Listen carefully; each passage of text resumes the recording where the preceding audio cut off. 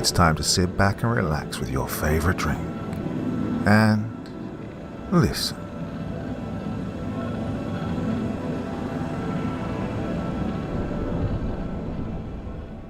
The Eternity Engine by Alice Thompson. Susan rested her head against the cool glass of the train window. The sensation of the glass against her forehead, initially uncomfortable, and yet then oddly soothing. Her eyes were shut tight. There was little going past except more of the same. Looking out across the forest was pleasant enough at first, but soon became repetitive. She didn't need to open her eyes to know that all she would see out the window was more of the same. A vast expanse of greens and browns, with perhaps the occasional faint orange or yellow thrown in the mix.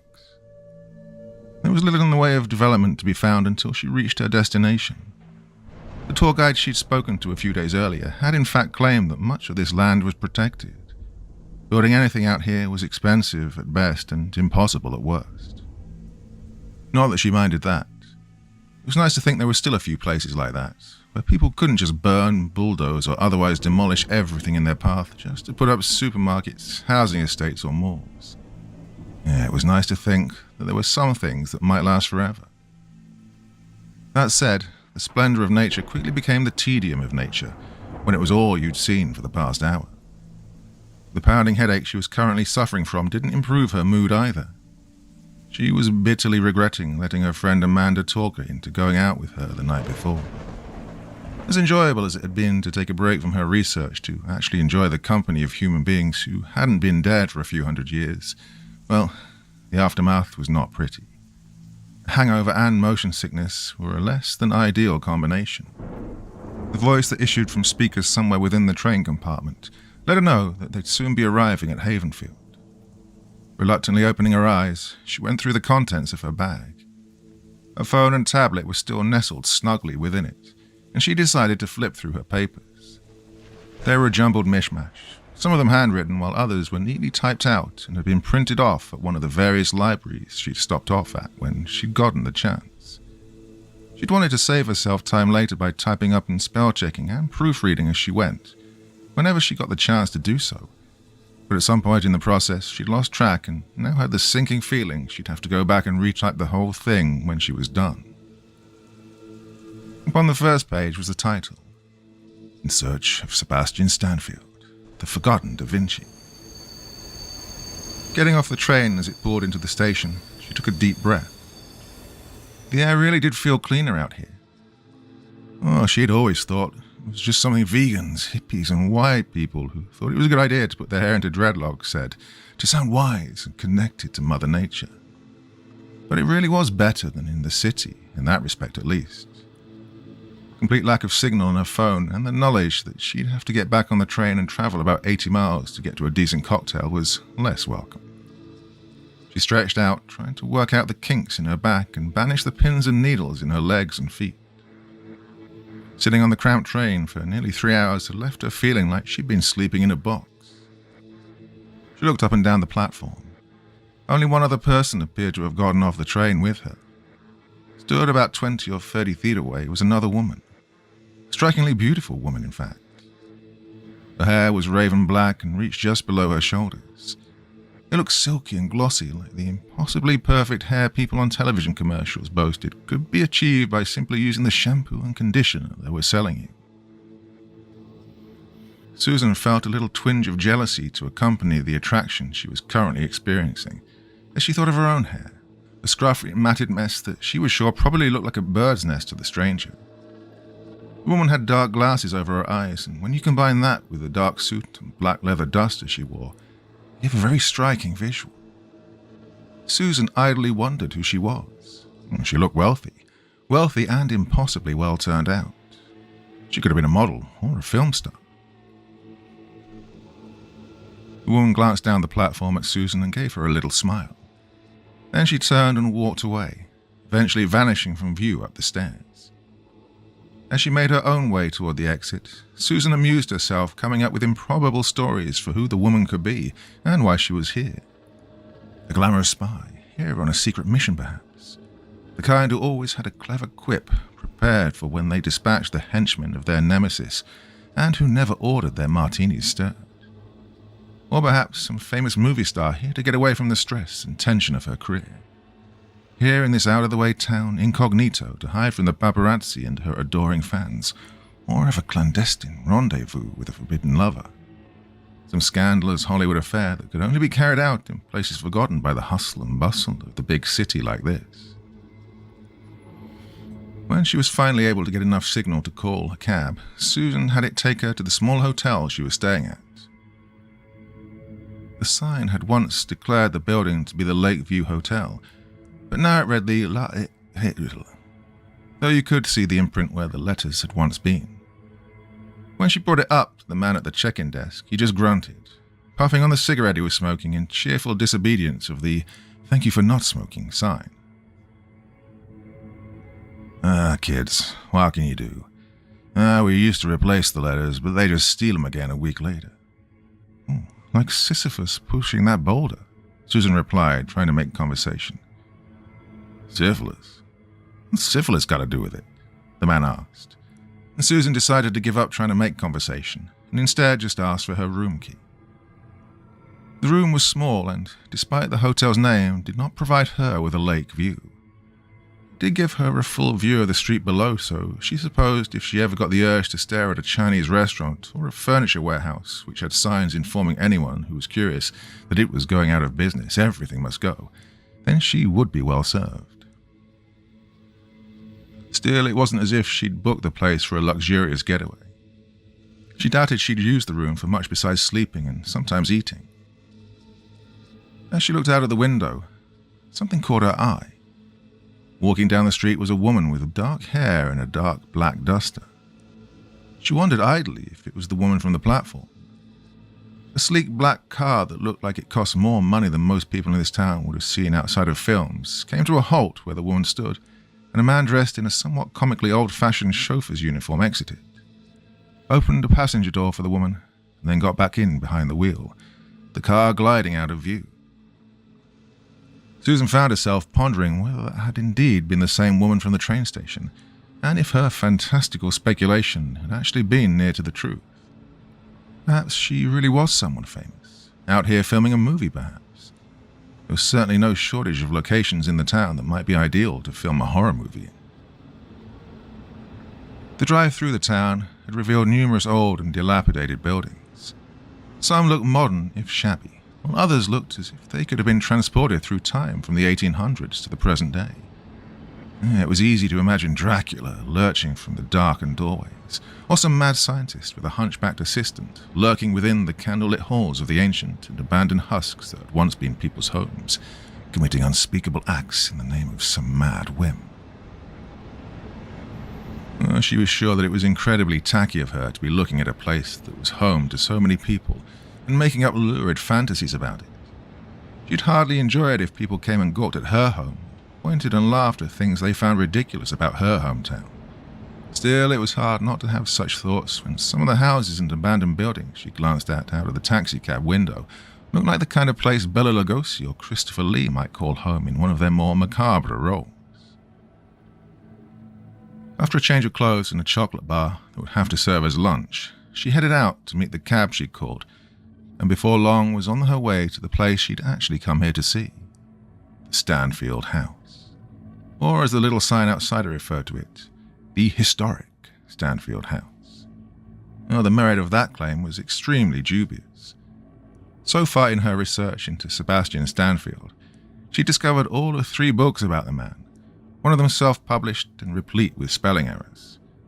It did speak well of his pedigree as a historical figure that there were more books out there about William Henry Harrison than him. There was no one else there when she walked through the front door and up to a ticket desk with a sign helpfully suggesting, "Pay what you think is fair," with a little smiley face beside it. There was no one at the ticket desk, which suggested to her that whatever they'd been getting paid as a wage hadn't seemed very fair to them. There was also a small and somewhat amateurish-looking black and white leaflet that looked like it had just been printed out and folded. Upon it were the words, "Sebastian Stanfield, the American Da Vinci," and the similarity to her paper's title made her wince. Still, she doubted that the people who owned this museum would ever see her paper, much less accuse her of plagiarizing them. And looking around the dusty front desk, she had a strong suspicion no one who owned this place could afford to sue. The museum closes in 20 minutes, ma'am. A voice called out to her. Turning, she saw a blonde woman in a powder blue suit walking towards her.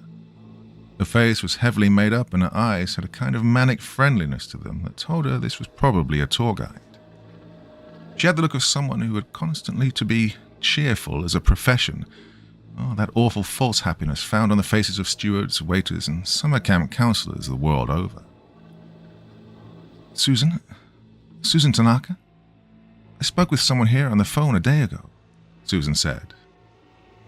The woman's fake grin relaxed somewhat and was replaced by a more genuine smile as she nodded and walked over to Susan, extending a hand with bright pink nails. Susan idly had the thought, its obscure historical figure tour guide Barbie, passed through her head and tried hard not to snicker. She then felt a little guilty for such a mean-spirited thought and tried hard not to look guilty. She dreaded to think what the ultimate expression this sudden clash of emotions produced was, but it can't have been too awful. That or the woman was just good at not showing her discomfort. Oh, of course. Yes, that was me. I'm Anne, the curator. Well, curator/tour guide, / everything else. I'm actually the only person who works here, Anne said, looking a little sheepish as she did so. Susan instantly took a liking to her with this little burst of embarrassing honesty. The fact she was extremely pretty, even with the fake nails and bleached blonde hair, didn't hurt either. She shook her hand warmly and motioned around the room the two of them currently stood in. Slow season? She asked. Actually, this year's been our busiest, though that's not really saying much. Well, at least I won't have to fight my way through the crowds to look around here, Susan said. Anne laughed softly and motioned for Susan to follow her further into the building. With one last look around the dusty and cobwebbed entrance hall, Susan followed behind her, wondering if Anne had forgotten about locking up the museum entrance, or if it was simply that it was unlikely anyone would be breaking in here anytime soon. I have to say it's rare we get many people from out of town even contacting us about Stanfield, much less coming all the way down here just to see our little tribute to him. He's not what you'd call famous, Anne admitted as they walked down a long hall. Various portraits hung at regular intervals. They typically depicted fairly stern-looking men in expensive-looking suits. The Stanfields who had come before, Susan would guess. I think that's why I wanted to write about him. Where everybody knows Edison, Tesla, well, I wanted to do something that hadn't been done a million times before. And plus, this way no one will be able to accuse me of copying their paper, right? Anne let out another soft laugh at this, and Susan decided that she'd definitely taken a liking to her. As they entered a room that looked like it had once been a study, she let out a sigh and gave a little shrug. Stansfield wasn't what you'd call respected in his field during his own lifetime. Oh, it's a tragedy, really. If he'd been wealthier or just been able to find respect, funding, recognition for what he was doing, if he'd been able to achieve the legitimacy that other inventors of his time found for themselves, well, I firmly believe he'd be seen as his generation's Einstein if things had worked out differently for him. Susan nodded and took a seat as Anne went to one of the bookcases and grabbed a few heavy-looking volumes from the bookshelf behind her. None of them bore a title, though each had a Roman numeral upon them, starting at 3 and ending at 8. As Anne laid them out in front of Susan, she continued. Of course, a major frustration for his work was the limitations of the technology of his time. It's like a caveman having an idea for spaceflight. He might dream of reaching the stars, but if all he's got to work with is rocks and sticks, then making that dream a reality is impossible. He was that far ahead of his time, you think?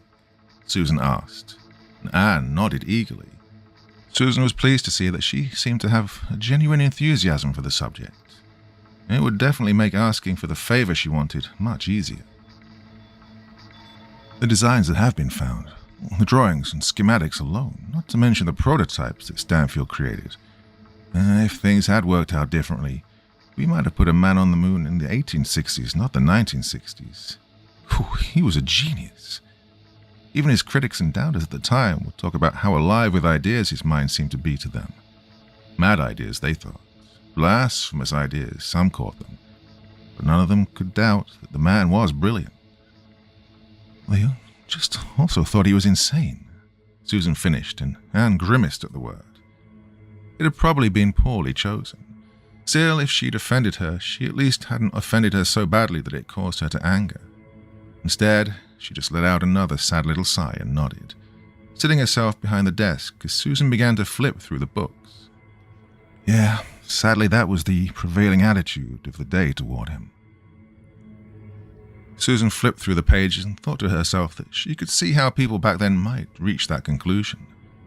For a man who claimed to be a serious scientist to propose some of the theories and inventions Stanfield did in his day would be like watching a scientist today declare that he thought of a way to create a potato chip-powered car.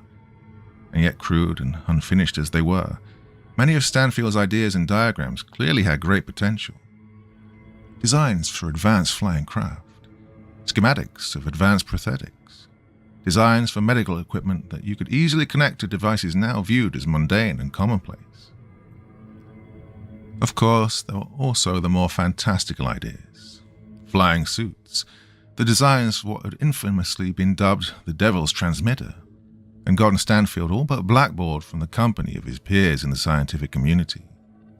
Complex notes regarding the augmentation of the human frame. It wasn't hard to see how Stanfield had become a figure of first infamy and then simply ridicule amongst the other minds of his time. Anne's caveman allegory was accurate.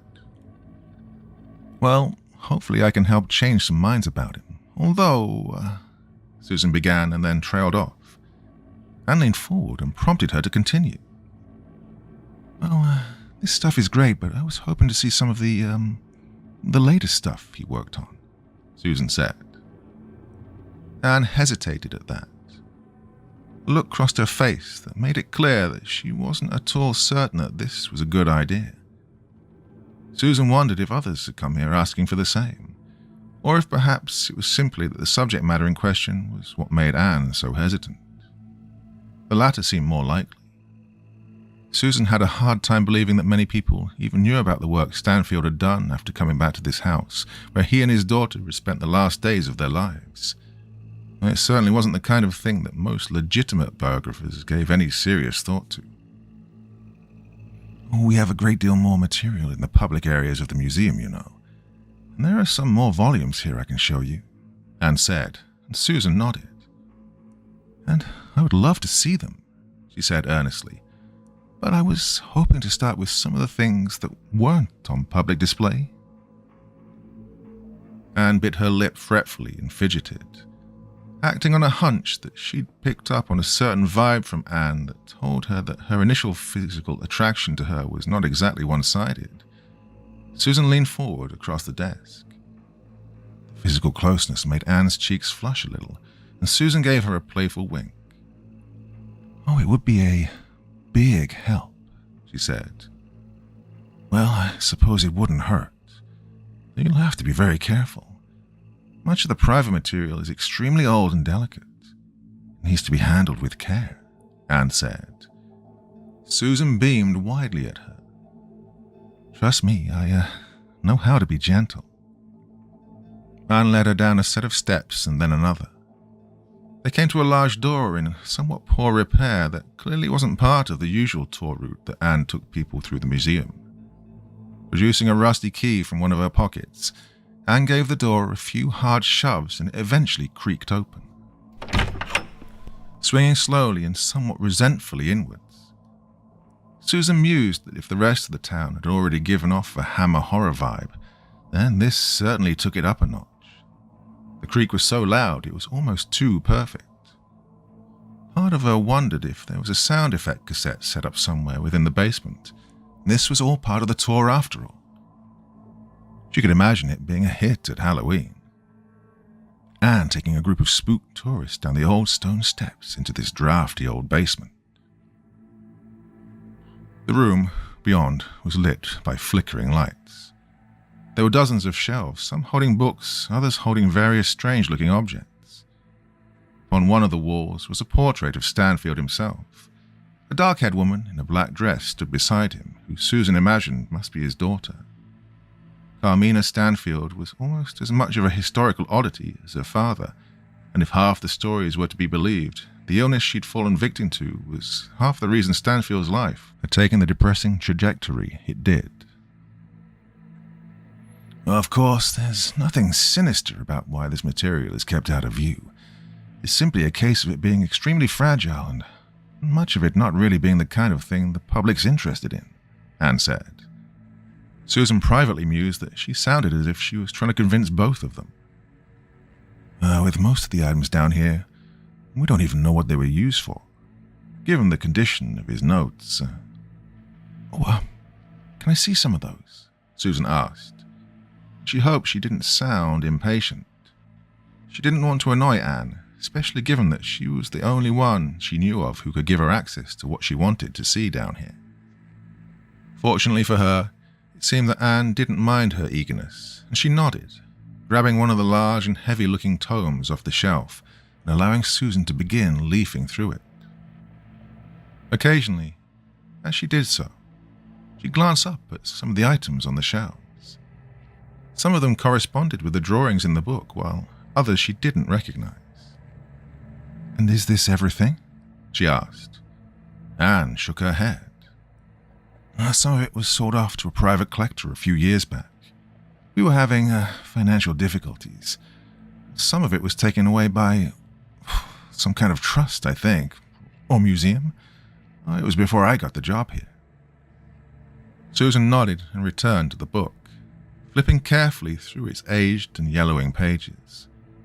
She was eager to see this, but also aware that being too rough with it might cause the pages to rip or crumble, and then she wouldn't get a second chance. On each page were lovingly and meticulously drawn illustrations of fantastical-looking devices. Devices that were not just unusual for the era Stanfield had lived in, but for any era. The intricacy of the illustrations and the copious amounts of annotations around them made her wonder how long Stanfield had spent on each idea.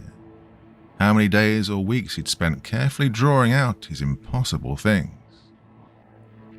Of course, it was hard to tell, given the entire book was written in another language, or languages. Parts of it resembled katakana and kanji, while mixed with that were what looked like pictograms of some kind, and then parts that looked like Latin. Susan possessed some rusty skills when it came to the first and last of the two, and thought that the writing, while it possessed superficial resemblances to both, didn't truly look like either. As she settled on the next page, she opted to ask Anne just what languages the book was written in. Language? We don't know. Language? Susan repeated. Anne nodded. All of this is in one language, one that Stanfield appeared to have created for himself, from what we can work out. Or perhaps cipher would be a more accurate description. He wanted to keep his notes secret that badly? Susan asked. We assume so. Why else write whole volumes in a language only he could read? The only words we've been able to translate are the 3 that Stanfield translated himself. Without further invitation, Anne began to flick through the book before finding the page she was seeking. The image on the page was a round sphere from which sprang what looked like piping or tubing of some kind. At the end of each of the tubes were sharp little points, the purpose of which was impossible to discern. They looked like they could be scalpels or needles of some kind. In addition to the tubing, multiple thinner lines sprung from the device, like wiring or rope. The whole thing resembled some artificial octopus, but one with far more limbs than any natural-born sea-dweller had ever possessed. At the top of the page was more of the same unreadable language, but unlike the other pages in the book, Stanfield had written below this one in English. The Eternity Engine. Yeah, is it here? Susan asked, casting a look around. Anne shook her head. Nor has it ever been. It wasn't one of the items sold off or donated. It simply wasn't here, she explained. Susan asked why that was. Well, who can say? Perhaps it was destroyed or stolen in the years before Stanfield's death, or by thieves who raided the place before his body was discovered. Or it might be that he never got around to actually building it. Many of the items in these books were purely theoretical. The ones that Stanfield did build never actually worked, of course, or rather the ones he did definitely didn't do what they were supposed to do. Susan nodded. That certainly checked out with what she'd read about this stage of Stanfield's life. One of the books she'd read about him, which spoke of him more as an oddity and a crackpot than a genuine inventor, had spoken at great length about the useless impossibilities he'd spent so many years of his life inventing. It had postulated somewhat cruelly that his daughter, wasting away from an unknown and quite incurable disease, had snapped the mind of the man who was never all that together in the first place, and that the end result was him escaping into fantasy to cope. Susan took one last look at the devices that were on the shelves. Her eyes lingered on what looked like it might have been intended as some kind of surgical tool. It resembled a golden hand with each finger ending in what looked like a hypodermic needle. Well, she winced at it. It surely had an innocent explanation for its use, but it was hard not to picture it being something Robert Englund might wear while slicing and dicing his way through a cast of screaming teenagers. Do you, believe what people said about how he lost his mind? Susan asked. It was perhaps a tad too blunt and straight to the point, but Anne didn't seem to mind. Perhaps she'd heard the same question asked many times. It was likely at least a few of the people who visited the Stanfield house knew of its darker history. Do I think that his daughter's death damaged him in some way? Yes, I think so. I think it's hard to imagine that kind of grief, that kind of loss not having some negative effect on anyone. Do I think it turned him into some mad butcher who was Jack the Rippering his way through the townsfolk? No, not for a second, Anne said. The deaths had all occurred perhaps less than a year after the death of Stanfield's daughter. He'd shut himself away and gone from being the town laughingstock to the town recluse. Few people even remembered he lived there at all. Well, they saw him so rarely. Right up until the murders had begun, that is. Bodies found lacerated with strange and ghoulish marks, some looking as if they'd been ripped open, their flesh plucked apart like the carcass of a Thanksgiving turkey. All of them drained of blood, and some displaying grotesque damage done to the internal organs. It had been the single most gruesome crime to ever occur in the town, one that had yet to be matched in infamy or ferocity. And as the police tried and failed to find a suspect, the local talk turned to the mad doctor who lived so far out of town. Before you could say the words lynch mob, a group of angry townsfolk had stormed Stanfield's house and broken in, only to find that someone had beaten them to it. Stanfield was dead, his throat a bloody mess. He left no suicide note, and despite no obvious signs of forced entry beyond the one that the mob had just committed themselves, it was eventually ruled a homicide. Stanfield was officially recorded as another victim of the killer plaguing the town, though that didn't stop people from suspecting him still, particularly as the murders stopped after his body was discovered. Susan shivered a little. She really didn't want to dwell on such things. It was hard not to, however, given where she currently was. She asked Anne if she could come back tomorrow to take some pictures, assuring her that there'd be no flash photography that might risk damaging the items contained in the museum or its basement. She got Anne's consent to do so. After a friendly goodbye, after which Anne generously offered to call her a taxi, Susan stepped out into the cool evening and began to make her way toward the waiting car. It was as she did that her eye was drawn toward another car altogether. Loitering on the road directly in front of the Stanfield house was the sleek black vehicle she'd seen earlier. The dark-haired woman, loitering on the road directly in front of the Stanfield house, was the sleek black vehicle she'd earlier seen the dark-haired woman getting into outside of her hotel room. She paused in mid-stride and stared at it. Seeing the same woman twice in one day in a small town wasn't so odd as to be anything more than a coincidence. Seeing her a third time, so far from the main town in a spot that few people would ever come to, and even fewer would approach after the museum's closing hours, well, that began to feel far less like chance. She told herself that it must be a different car. Then how many people in a town like this would be able to afford such an expensive vehicle at all? As she stared toward the car, part of her wanted to approach it, to rap on the window and ask the occupant inside if she was following her. Another part was too afraid of being foolish if the woman inside had no idea what she was talking about, or worse, if against all odds this was not in fact the same car, and she wound up making an even bigger ass of herself. Before she could make up her mind, the car started up and drove slowly off down the road.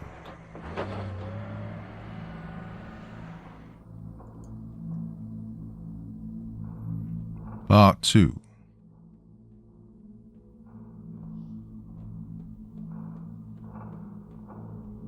Back at her hotel, a quick shower and some so-so pizza gave the energy to stay up a few hours longer. She scribbled out another page or two of notes on what she'd seen today, along with a few quick bullet points to remind her what she wanted to write tomorrow, when she felt more awake and alert. Even with food in her belly, the long train ride was catching up to her, and her body was craving sleep.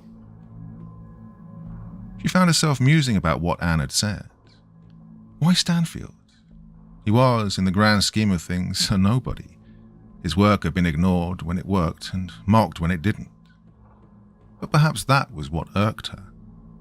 He'd died, and now all that he was remembered for were a few lurid rumors that painted him as some kind of organ-stealing ghoul. And few even had heard those. Susan wouldn't say why she was preoccupied by thoughts of mortality, at least no more than anyone else. She was agnostic and hadn't given a lot of thought to where you went, if anywhere, after death. If there was some great reward or reincarnation, or if we drifted through the netherworld as spirits. She did think a lot about what was left behind. Regardless of whether the soul existed, people's time on this earth as a physical living being was finite, and all the living had them to remember by was what they'd left behind, for good or ill. That was the only thing that we knew really lasted forever, and perhaps it made us sad to think that for all he'd done and tried to do, so little of Stanfield's legacy seemed to have made any impact.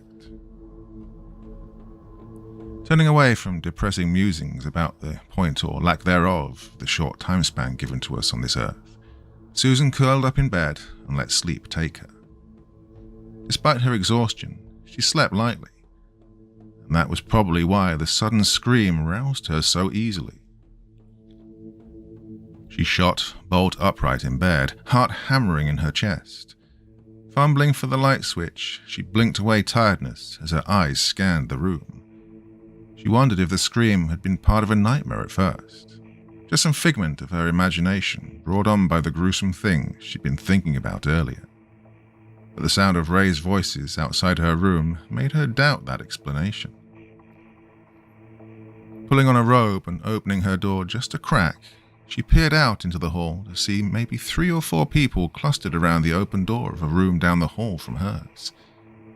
She felt ghoulish as she walked towards them to peer at whatever had caught their attention, like those people who slowed down when they passed car wrecks to get a good look at the twisted metal and broken bodies. She tried to tell herself that she was trying to see what had happened out of concern, but she knew it was actually morbid curiosity that pushed her forwards down that hallway and made her peer above the heads of 2 of the shorter individuals in front of her. It looked as if an explosion had occurred in a butcher's shop. The white bedsheets and off-cream wallpaper was splashed with crimson. In fact, the sheets looked soaked through as if someone had been bled dry over the bed. Their veins opened and their body hung upside down like a carcass at an abattoir. There were lines of red streaked across the walls and what looked like bloody footprints upon the carpet. The body laid upon the bed, a man in a state of undress with his throat and chest covered in what looked like medium-sized holes, as if someone had used a screwdriver to puncture his form repeatedly. The grotesque damage done to his body had left it deathly pale, and the clash of the bloodless-looking corpse and the violent red of the blood soaking into the sheets and carpet around him created a ghastly contrast. He was splayed out on the bed as if he'd been held down. She found herself wondering how many other injuries could be upon the body, mercifully concealed by its pose and the sheet that covered the lower half. The others stood in the hall, were murmuring, and in some cases shouting amongst each other, as a man that Susan recognized as the man from the check-in desk pushed to the front of the small crowd. "Out of my way, out of my way. There's been a terrible accident. There's an ambulance on its way." "An ambulance? What good will that do?" "Accident? What do you mean accident?" "Call the police." The clamor of voices and the stench of blood from that awful blood-soaked room made the corridor feel intensely claustrophobic to Susan. It felt as if the walls and ceiling were closing in upon her, compacting slowly to less than a tenth of their size. She had to get away, had to escape the smell of blood and the sound of the fearful and angry hotel guests. She turned and made her way down the hallway unsteadily, her legs feeling as if they might give out underneath her at any moment. She staggered into a stairwell and made her way down the steps, but despite the distance she was putting between herself and the body, the smell still seemed to invade her nostrils. It felt as if it was clinging to her body, that awful, coppery stench of blood and dead meat. Her flailing limbs seeming to operate under their own power at this point, and she found herself staggering out of the hotel lobby and into the street. Sirens in the distance seemed to confirm the clerk's claim that help had been summoned, though how he could possibly think that a doctor would do any good at this stage was beyond her. She took in a deep lungful's worth of air, praying that it would banish the smell. She'd earlier marveled at how clean the air out here was, and now she longed for the smells of the city. The pollution, the stink of rotting garbage, and the thick and heavy odors issuing from dozens of restaurants, cooking countless different kinds of cuisine. She wanted to fill her senses with anything that would block out the terrible smell of that awful room. Blinking away tears, she rested her hand against a parked car beside the hotel entrance and tried to calm herself. She looked up and down the street for any sign of the arriving ambulance, but instead her eyes found something else. Parked across the street was the black car. Stood beside it was the woman in the dark suit and the dark leather duster. This time there was no mistaking her. Her china-white features and the dark glasses she still wore despite the lateness of the hour were instantly recognizable. She'd also donned black leather gloves and was stood staring up at the moonless night sky, posed as if she was standing for a photograph to be taken. As Susan stared at her, she turned her head slightly and looked directly at her. She gave her a small smile and then got into the black car. Whoever was sat in the driver's seat wasted no time in starting up the engine and driving away swiftly from the scene, as Susan watched dumbly. Her mind was once more concocting fantastical ideas, and this time it was a good deal less enjoyable in nature. The ambulance arrived and the clerk spoke with the paramedics. After a brief conversation, the body was being wheeled out and the clerk seemed to be heading off to whatever room of the hotel he normally occupied at this hour. Susan, having calmed her nerves somewhat at this point, approached him to ask why the body was already being moved and when the police would be coming to take statements from people. She wanted to tell someone about the black car and the woman in the dark suit, and about the horrible suspicion that had entered her mind. She had attracted the attention of someone with murder on their mind. The clerk looked at her as if she'd just approached him wearing underwear upon her head. "Yeah, police won't be coming. It was an accident," the clerk said. "An accident?" Susan repeated disbelievingly. "Yeah, a regrettable and unfortunate accident. I've already spoken with the paramedics. They'll be handling things from here." "I saw that body. There's no way that anyone can have that happen to them by accident," Susan said insistently. The clerk grimaced, and it was clear that he was eager for this conversation to be at an end. "Well, regardless of what you may believe you saw, I can assure you that there was no foul play at work here. Now, if you'll excuse me." "I saw a woman," Susan shouted, and the clerk gave her a look. Stumbling over her words, she continued. I mean, today, this woman, I think she's been following me. Since I got into town, I mean. She was here tonight, and when this happened, I saw her outside the hotel and... The clerk interrupted her before she could say more. Whatever you saw, I assure you it has no bearing on what happened tonight. If you wish to waste the police time with that, then, of course, it's entirely your business. But the matter has been settled, and tragic while it may be, the death tonight was not down to the actions of any other person here. Bidding her good night in a way that carried the same energy as if he'd told her to go fuck herself, the clerk walked away, leaving Susan to wonder whether she'd awoken into a world that had lost all reason and common sense. The clerk seemed to not care that a murder had happened at this hotel. In fact, he seemed determined to pretend that everything was perfectly ordinary. Not 2 hours ago, a man had been lying dead in a room in this hotel, the body torn at and drilled full of gaping holes, and he was trying to claim it was an accident. Unless there had been a bed of nails in the room that the guest had tripped and fallen upon, the idea of this death being an accident was a patent impossibility. And so it was that Susan resolved to go to the police as soon as it was morning. She doubted she could get any more sleep tonight, but also knew that getting a ride to the station at this hour was unlikely. While sleep would be impossible, a glass of wine or two to try and stop her hands from shaking seemed like a good idea. She managed not even a half-hour's sleep that night, and found herself checking the door and the windows every few minutes, as if expecting some blade-wielding monstrosity to burst into the room and tear her apart. However, apart from some raised voices from the room next door, she didn't hear or see anything else that night. Not that this calmed her. If anything, it just made her anxiety even worse. By the time the first rays of the morning sun began to shine through her window, she was a nervous wreck, and she'd finished both bottles of wine in the minibar fridge. It didn't take her long to make her way to the local police station, but she found herself waiting longer than she would have expected to actually speak to anyone. When she was finally escorted into a small office, it had been nearly 40 minutes since she'd arrived. She had a hard time believing that a small-town police force like this had that much taking up their time, and wondered if this was a case of the town's cops not having much interest in making outsiders feel welcome, or perhaps just outsiders who looked like her. Still, if that was the case, the man who sat behind the old oak desk that dominated most of the cramped office didn't do anything to show it outwardly. Instead, he just motioned for her to take a seat.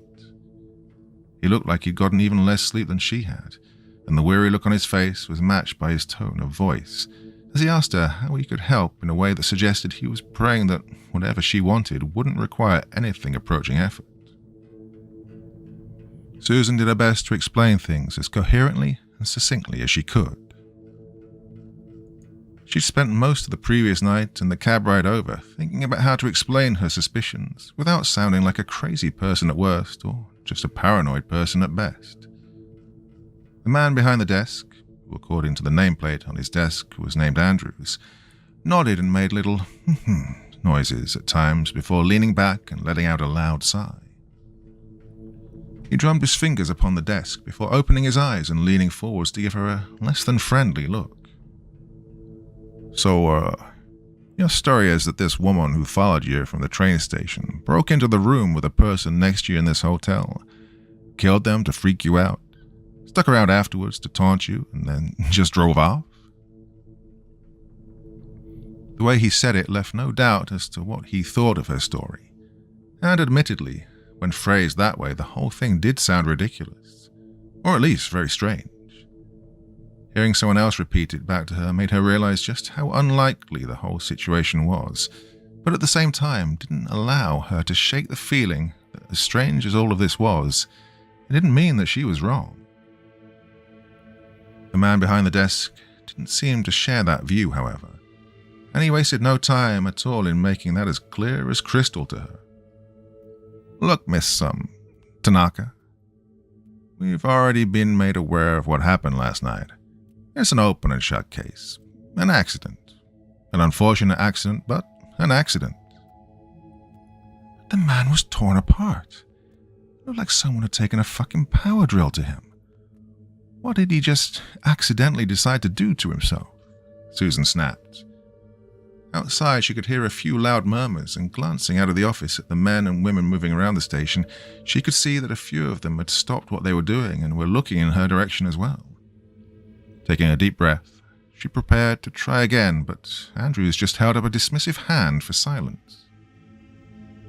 The matter has been settled.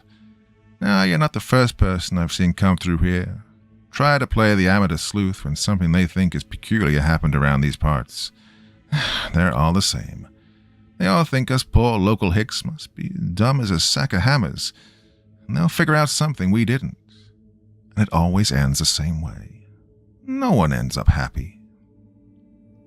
Susan didn't particularly like the way he said that, but she was also smart enough to know that starting a fight with this idiot was probably a quick way to get herself thrown in a cell for a few days for disturbing the peace or something like that.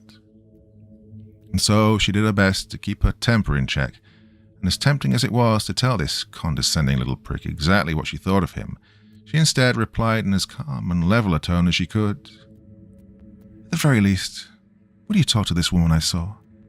Found out what she was doing at the hotel last night, why she's been following me? Andrews let out another long sigh. He puffed out his cheeks like a deflating balloon as he leaned back in his chair, his relaxed posture only serving to further aggravate Susan. She hadn't known what to expect when she'd come here today, but she'd allowed herself to dare to hope that a police officer might be a little bit more concerned about a possible homicide and a stalker. Oh, no one in town I know of who matches the description you gave us. I'm not about to waste my office's time and the town's money on a manhunt for someone you think might be following you around. Look, if you see her again and she threatens you or does anything to make you feel unsafe, call us. Maybe then I can help, but unless that happens... Yeah, I get the idea. Susan stood up to leave. She could see that she was wasting her time here. She didn't know if the man sat behind the desk was lazy or a crook, but either way, she wasn't going to be getting any help from him or anyone else here. As she made her way out of the office, he called after her. He asked her how long she planned to be staying in town for. She answered truthfully that she only planned to be here for one more night before she headed back home. Probably for the best, he replied. Once again, she didn't like the way he'd said it one bit. She was tempted just to cancel her plans to get an early train home, but she'd already booked the ticket and money was tight. She didn't much like the idea of having to spring for another train ticket home on top of the other expenses the trip had already cost her. On top of financial concerns, she did still really want to get these photographs of Stanfield's inventions, the notebooks and research notes. Some of that stuff had probably only ever been seen by maybe 2 or 3 other people who were still alive. Having it included in her paper would definitely make it stand out from the crowd, and would be a nice little feather in her cap. She also wouldn't mind seeing Anne again and saying a proper goodbye after how friendly and helpful the woman had been. And, she told herself, it wasn't as if she knew she was in danger. She tried to convince herself that perhaps she really was making too much of all this. The eerie reappearance of the woman in black, the horrific scene in the room near hers.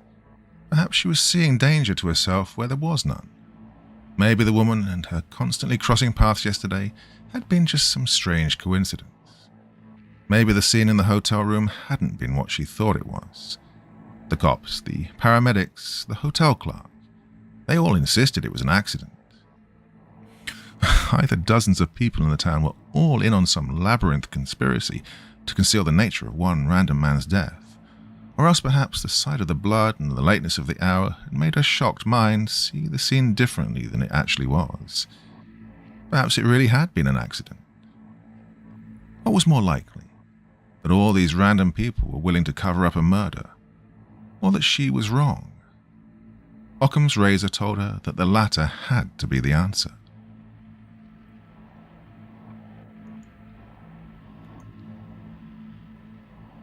Part 3. She arrived back at the Stanfield house later that afternoon. Despite being within opening hours, this time the place was no livelier than it had been the day before.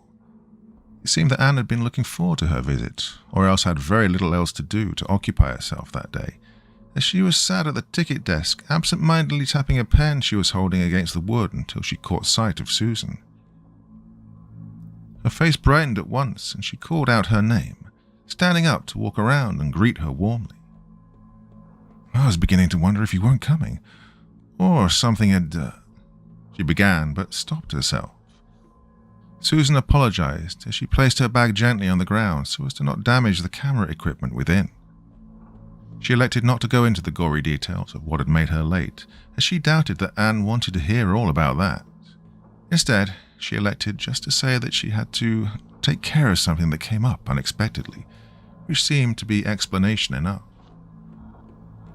It's so good to see you again. We so rarely get any visitors here, much less ones who are so eager, she said as they once again made their way through the house and towards the stone steps that led down into the basement. She walked a little closer to Susan this time, and Susan found that she didn't mind the closeness at all. Now Anne had dropped the false, cheery smile and manic wild eyes, the lunatic energy she sported when they'd first met. She was surprisingly easy company to be around. Susan could easily see how the life of a tour guide/curator was a good fit for her. She seemed like the kind of person who naturally put people at ease. Entering the chilly basement once more, Susan found her eyes drawn towards the unsettling golden contraption on one of the shelves almost as soon as she entered. Given what had happened, it was hard not to stare at the sharp-tipped points of those fingers and not have her mind go to unpleasant places. Still, she forced herself to tear her gaze from it and instead back towards the stacks of books on the shelves. She decided that she'd start by getting some pictures of the sketches and diagrams that Stanfield had drawn, then a few shots of the actual finished inventions down here, and finally some shots of the stuff in the public parts of the museum to finish up. She knew it was probably more than she'd actually need for the paper, but if she was being honest with herself, she wanted these for herself as much as for that. It'd be nice to be able to look at these whenever she wanted, to have a little something to show for the work she'd done here. As much as she tried to put it out of her mind while photographing the images and notes in the books, her eyes kept straying towards the golden glove on the shelf.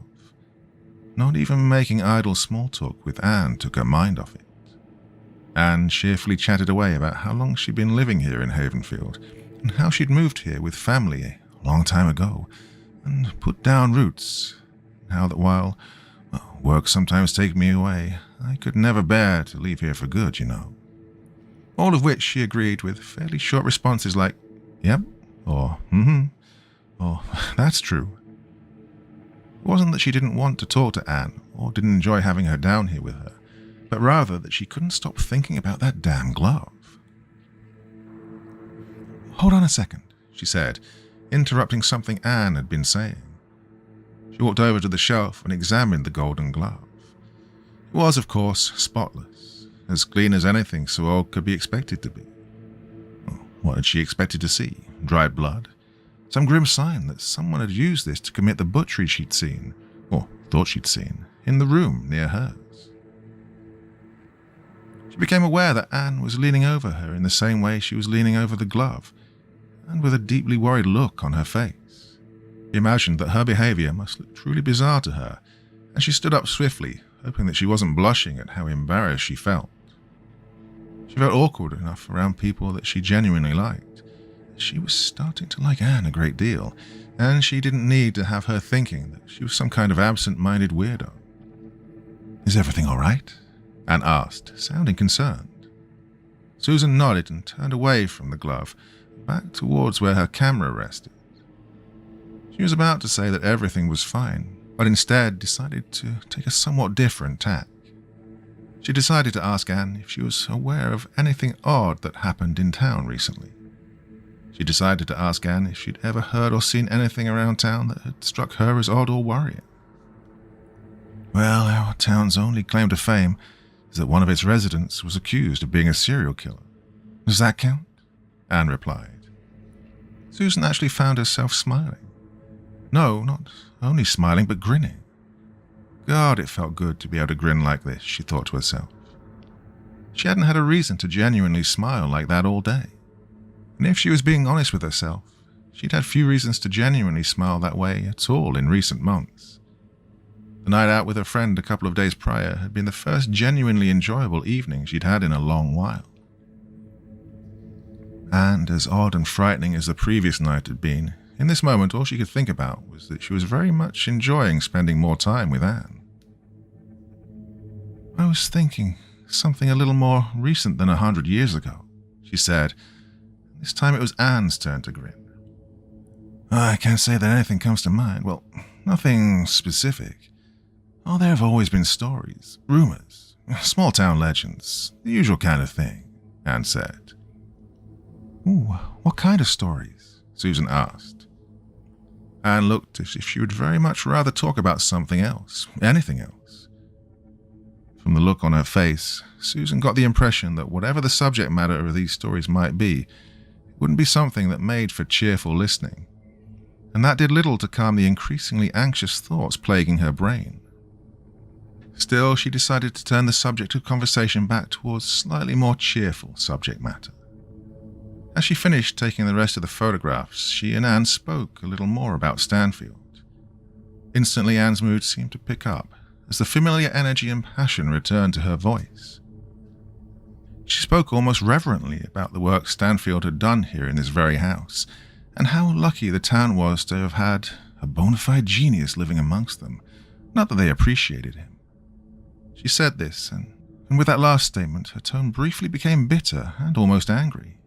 However, it was only for a moment. She would eagerly point out particular inventions or gush cheerfully about the artistry of the designs on the pages. She seemed as enraptured by the designs themselves as she was fascinated by their possible purpose.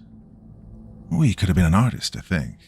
He painted that himself," she said, pointing towards the portrait that hung on one of the walls. "Oh, I didn't realize," Susan said, looking for an artist's signature on the portrait.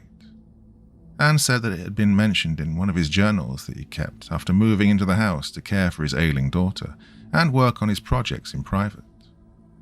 Susan assumed that it must have been one of the ones that had been written in English instead of the strange made-up language that he had created to keep his research notes safely confidential. She found herself wondering more and more about that. Why had he so fiercely guarded his secrets? After all, at the time he'd come here to live in Havenfield, he'd lost all respect and standing in the scientific community. Whatever little amount of regard his fellows had ever held for him had vanished. He was seen as a lunatic and a dreamer. There was little chance of anyone seeking to steal one of his ideas for themselves. In fact, there was no chance as far as Susan could see. It would be like Thomas Edison breaking into a lunatic asylum to copy down the scribblings of one of the patients that had been left on the walls. Unless she supposed he was convinced that there was something dangerous about these inventions, something that could be misused, something that could harm people. Unless he was worried about what could be done with what he'd left behind. Well, if that had been his goal, he'd succeeded. Probably the only other person alive who would have been able to read those journals would have been his daughter, Carmina. With the Stanfield family gone, the Stanfield legacy amounted to this museum and the items gathering dust on its shelves. Can I ask a question?" "Go ahead," Anne replied. "Why work here? In the museum, I mean, not the town. What made you want to do this?" Anne looked thoughtful as she considered how to respond to that question. She paced around the room, and for a few moments her demeanor, her pose, everything about how she held herself changed. Something about it seemed odd to Susan for a moment, but the moment passed just as quickly. Anne stood in front of the portrait of Stanfield and Carmina with her back to Susan, and seemed to be staring at it very intently. When she at last replied, her voice was tinged with a surprising sadness. "I suppose I'm like you with your paper. Neither of us can bear to think of Stanfield's accomplishments, all that hard work and effort he put into his work to try and help people in the world, just being forgotten."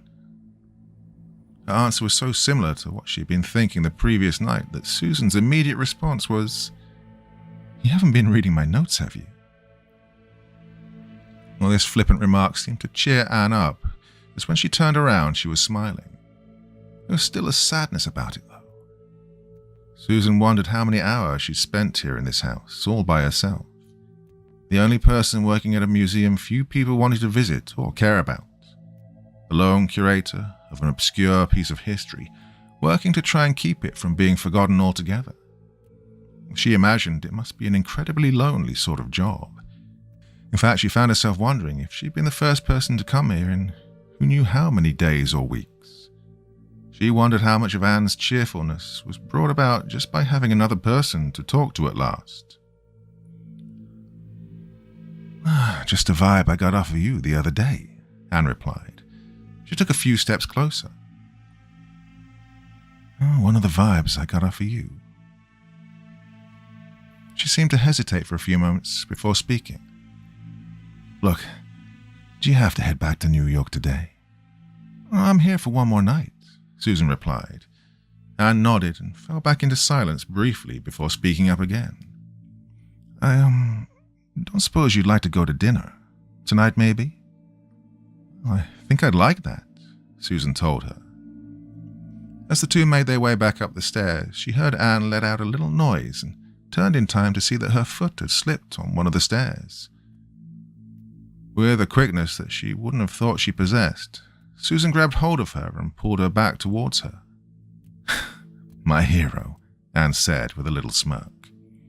Susan grinned bashfully and was so caught up in the moment and the pleasant feeling of Anne's body now closer to hers that it took her brain a moment to register something. When it did, though, it provoked a surprised response. Geez, your hands are like ice, Susan said. Anne pulled them out of Susan's grasp and stuck them in her pockets, looking self-conscious. Susan regretted her shocked outburst when she saw this reaction, but she hadn't been able to help it. The other woman's hands were freezing cold. Well, it's, chilly in that basement, she said by way of explanation. Susan nodded and the two of them made their way up the stairs. They made arrangements to meet later that evening, with Susan giving Anne the name of the hotel she was staying at. There was something else that made her happy to accept Anne's offer. Spending as little time as possible in that building was just the way Susan wanted the rest of her stay in this town to go. And if that also meant spending more time with the one person she'd met here during her short stay, whose company she genuinely enjoyed, then all the better. With a fond farewell and a promise to Anne that she'd be waiting for her in the lounge of the Lakeview Hotel at 6 that night, Susan set off to the waiting cab. There was no black car loitering in the lane ahead this time. She was beginning to convince herself that the strangeness and awfulness of the previous day was behind her. The woman in the dark suit had just been some strange random woman. Whatever had happened in that room down the hall from hers, it wasn't her concern. She was going to spend her last night in Havenfield enjoying herself, and then she'd go home and finish her paper. But all thoughts of strange mysteries and gruesome deaths as far out of her mind as she could. Back at the hotel, she showered and changed and checked her phone's messages while she looked through the photos she'd taken that day. She'd be happier once they were all printed out. She never felt that digital photographs looked quite as good as the real thing. But they were decent, she thought. Her phone's voicemail less so. Another worried message from her sister. Another call from the hospital. A few text messages from friends making general chit-chat. Nothing to absorb her for long. As she looked through the photographs, however, something kept bringing her back to one of the pages concerning the Eternity Engine. Something was gnawing at the back of her brain. Something that kept bringing her back to that image. It wasn't until she stepped outside to have a cigarette and looked up at the Lakeview Hotel sign, or rather what was left of the sign, that she realized what it was. That she realized what her brain had been trying to tell her. Missing letters. Working rapidly, she made her way through the text on the page she'd taken a photograph of.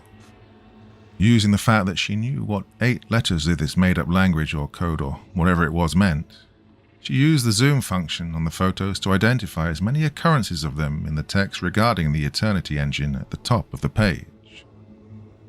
What she was left with resembled a game of hangman or a crossword puzzle. She began doodling guesses as to what letters might fit. The first sentence was almost certainly once, something in the chest of something. The Eternity engine is designed to reverse the something of the something by re-engineering the something of the something. Well, it wasn't a lot to go on, but it was a start. And she thought to herself, a start that she could build on. Imagine, she thought, if she wound up being the first person to crack the code Stanfield had written these notes in. If she was the first person in 100 years to be able to decipher exactly what he'd been working on. Even if it only worked for this one particular page and this one particular invention, that would be an accomplishment.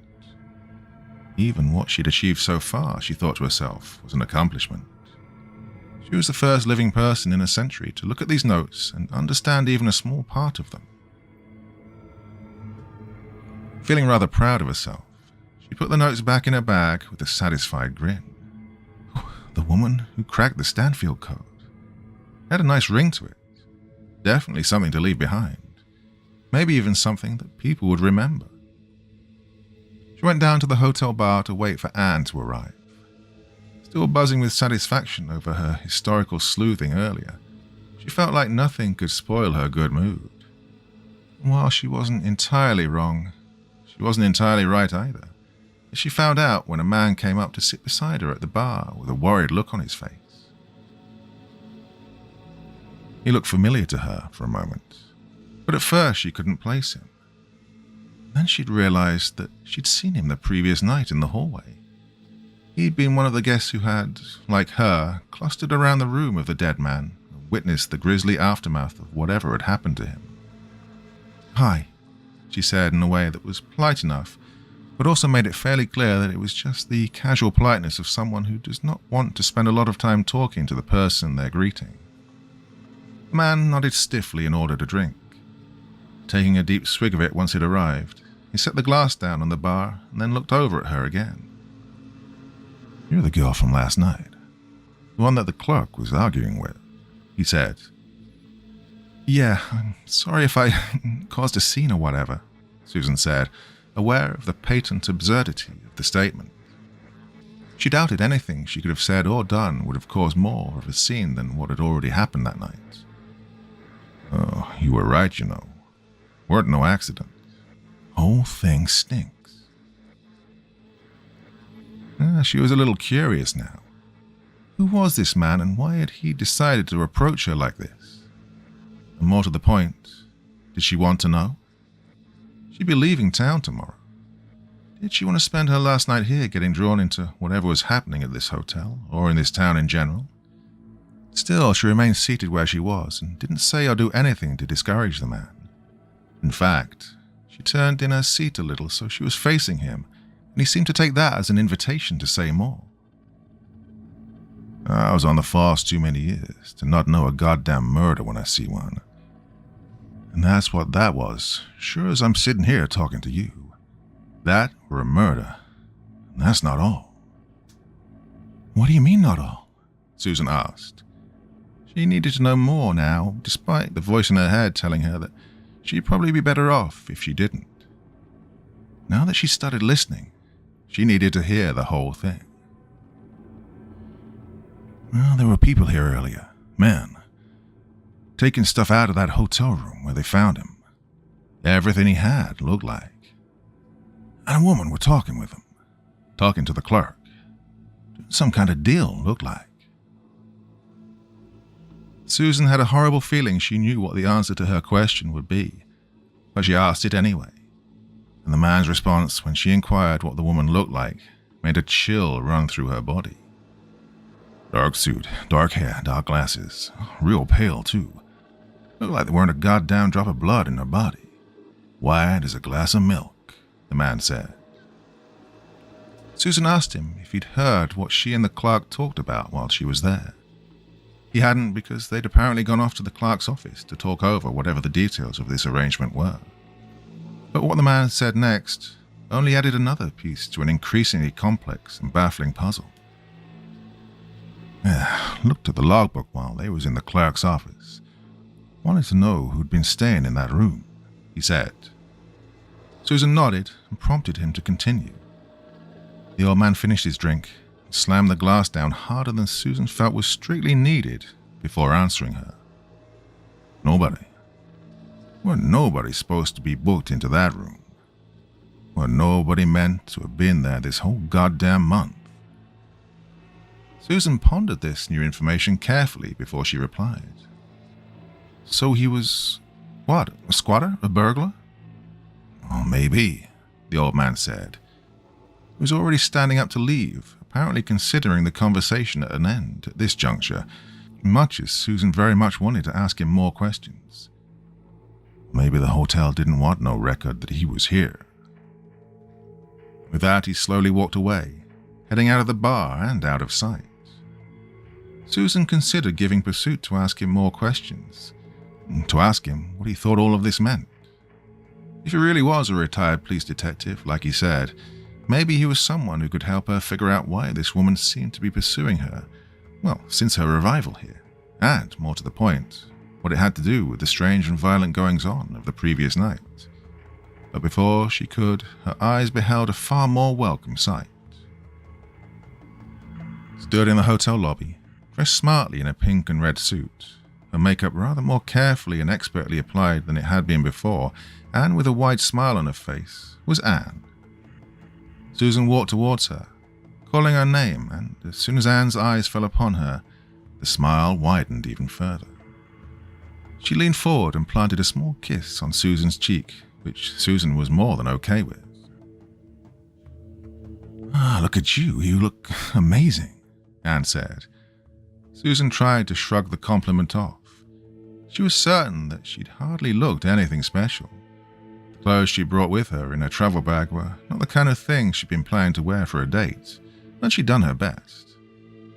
She told Anne that she thought she looked incredible as well, and the two of them set off out of the hotel and into the night. The restaurant they were going to was within walking distance. As they walked, Susan tried not to think about the old man and what he'd said. All the same, she found herself glancing behind her every now and then. She was certain that at any moment she'd see the black car gliding after her, or the woman in the dark suit and the dark glasses walking silently and stealthily behind them with a knife or something worse in hand, ready to pounce upon her and Anne.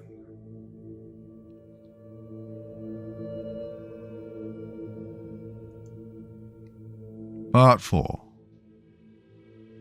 However, they arrived at the restaurant without incident, and soon they were seated at a table and drinks had been ordered. While the waiter went to get them, Anne placed a hand on Susan's. Like before, it was icy cold, but this time Susan didn't comment upon it.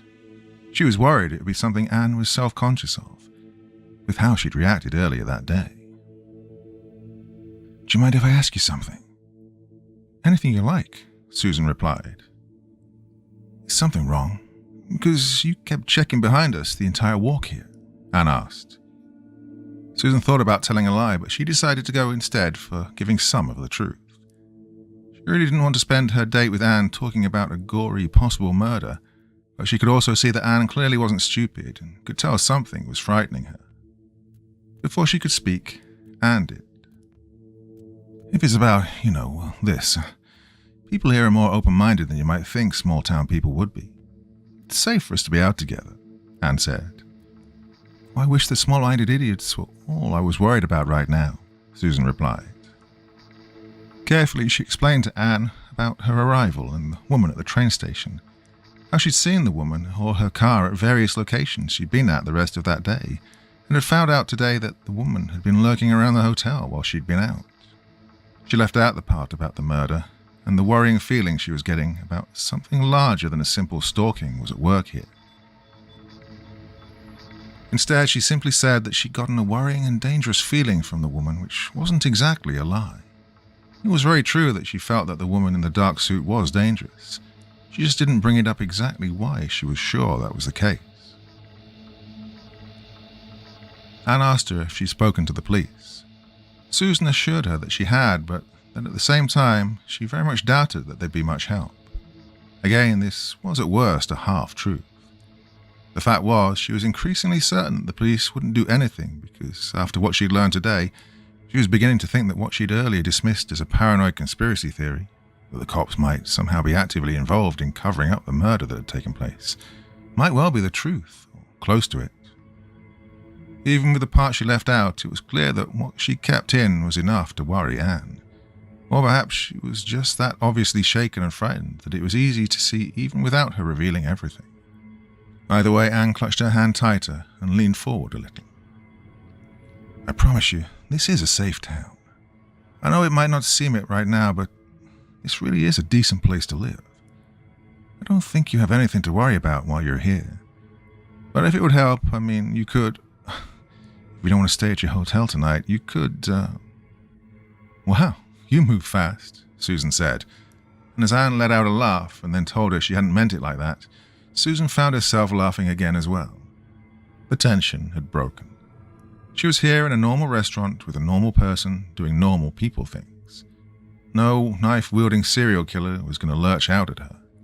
No sinister conspiracy was following her or plotting against her or seeking her demise or worse. She was a college student doing research for a paper and having a night out with someone she found incredibly good company. And once again, she could put everything else out of her mind. As they enjoyed their wine, the two of them talked animatedly. Anne explained how she'd moved to Havenfield years ago with family, and that after they'd passed, she travelled for a bit before returning to the town to settle down. She'd been working as the museum curator since the previous one had passed a while back, and she admitted with a little bashfulness that, outside of Susan, she hadn't really made many connections or friends in town. She confessed to being a little anxious around new people, and she found getting out and about a bit of a challenge at times. She spoke so honestly and so warmly that it made Susan feel a little guilty about her earlier half-truths. Susan, for her part, talked about back home, her overprotective family, and said she could definitely relate to that. My father used to think I was his whole world. He wasn't a bad guy, just so overprotective. I really had a sheltered childhood. And about her time at college. She eagerly described her friends back in New York, talked about fond memories of going stage diving at concerts, the road trip she'd taken with her friend Amanda and a girl she'd been dating back then that had taken them all across Europe, about her favourite professor back at college and how excited she was to present her findings when she got back. She carefully changed the subject whenever Anne brought up her plans for the future. She really didn't want to get into that right now. She didn't want to spoil the evening. Instead, she decided to bring up her little revelation earlier. The fact she might have found a way to decode at least some of Stanfield's notes. As soon as she did this, Anne's eyes widened and a look of genuine shock crossed her face. She immediately asked to know more, and so Susan explained what she'd done and the process she'd used to do it. Well, once I realized that I knew how to read just those 3 words, it just clicked. And that meant that as long as the rest of the text on that page follows the same code, which logically it must, then I could use that to decipher some of the text. And if I could decipher some of it, then you could start to decipher all of it, Anne said. Exactly. Just think, I could be the first person in years to actually know what these notes say, Susan said excitedly. Anne had a look on her face that Susan couldn't quite place. She leaned across the table conspiratorially and lowered her voice a little. Well, the second one sitting at this table, she said. Susan was sure that if she were a cartoon character, this would have been the point her jaw dropped. Wait, have you decoded some of Stanfield's notes as well? She asked. Anne was about to reply when her phone went off. Apologizing quickly, she flipped it open and began speaking to whoever was on the other end. Her expression darkened the longer the call went on, and the cheerfulness and the mischievous little smile she'd sported turned to a frown and a look of annoyance. When the call was done, she hung up and gave Susan an apologetic look. It was clear that something was wrong, and sure enough, the next thing she said revealed just how wrong things had gone. I'm so sorry about this. That was the janitor over at the museum. There's been a break-in, he says. The cops are already there. Looks like I'm going to have to head back there to sort this out. Do you want me to come with you? Susan asked, but Anne shook her head, putting a hand on her shoulder. "No, you stay. There's no reason both our nights should be screwed up by this. I'm really sorry about this. I was really looking forward to tonight. I really want to do something normal, you know." Susan could absolutely relate to that feeling, and she told Anne so. Apologizing again, Anne called for a cab, and shortly she was gone, headed back to the museum. Susan sighed to herself. It looked as if her hopes to have an enjoyable last night in Havenfield had been dashed to pieces. She tried her best to enjoy the meal on its own merits, but eating by herself, no matter how nice the meal was, couldn't really compare to spending more time with Anne. Deciding against dessert, she instead paid up and decided to head back to the hotel. The building was oddly silent as she entered. Silent and dark. As she made her way back towards her room, she felt strangely isolated. There was no sound coming from any of the other rooms. No TV switched on, blurring out the sound of sitcom laugh tracks or music. No loud or even medium volume voices from behind the closed doors. It was as if she was the only person in the building. The silence all around made the beating of her own heart in her chest and the sound of her footsteps on the rough carpet sound like a cacophony. The overall effect was deeply eerie. Well, that was nothing compared to the feeling that she experienced when she saw her room's door was wide open. She knew for a fact that she closed it behind her after she left. She wasn't remotely that absent-minded, and as she entered the room, any possibility that the door just hadn't closed properly behind her as she left disappeared completely. Her room had been ransacked. It was clear that someone, or perhaps multiple people, had searched through her things. Even though she hadn't brought anything worth a great deal of money with her, the feeling of anger and distress she felt at that moment was palpable. The idea that someone had just let themselves into her room and been through her personal belongings made her feel ill. She started to try and tidy the things that had been left lying around the room and try to work out what, if anything, had been stolen. But she could feel early on that she was too angry to do a good job of it. As far as she could see, her things were still here, which just made this seem even more senseless and only served to make her even more infuriated. The idea that someone might have done this just for the sake of vandalism made her dearly wish that she could get her hands on whatever bastard had done this. And then she realized that something was missing. Something had been taken. Her translation of the Stanfield Code. Someone had taken the sheet of paper on which she'd scrawled down the beginnings of her attempt to translate it from the cipher Stanfield had written his work out into English. Taking her phone, she punched in 911 and waited only for nothing to happen. No signal. Typical. She knew that there was a landline down at reception. She was halfway towards the stairwell that led back down towards it when she smelled it. The familiar, sickening scent that she'd only been unlucky enough to experience once before. The smell of blood. Further down the hall, another door was hanging open. She knew she didn't want to see what was in there. Just as sure she was of this, she was also certain that she couldn't force herself not to look either. The same grim inquisitiveness that had pushed her down the hall the night before was at work now, making her walk down the hall toward the door, making her look into the darkened room within, forcing her to take in the sight that waited for her. It was the old man. Part of her had already suspected that that was who it would be. He was slumped upon the bed, his neck and chest sporting numerous puncture wounds. The body had been less brutalized than the one the night before, but that was hardly much in the way of comfort. Dead was dead. Murder was murder. Just because this murder was less messy than the one she'd seen last night didn't make it any less easy to cope with. Laying there in a pool of his own blood, with his throat and chest shredded, and pieces of himself spattered across the carpet and over the walls, was what had once been a human being. Something was on the table.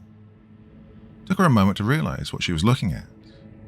When she did, she wished desperately that she could delete the sight from her brain. Laying there on the table was the old man's heart.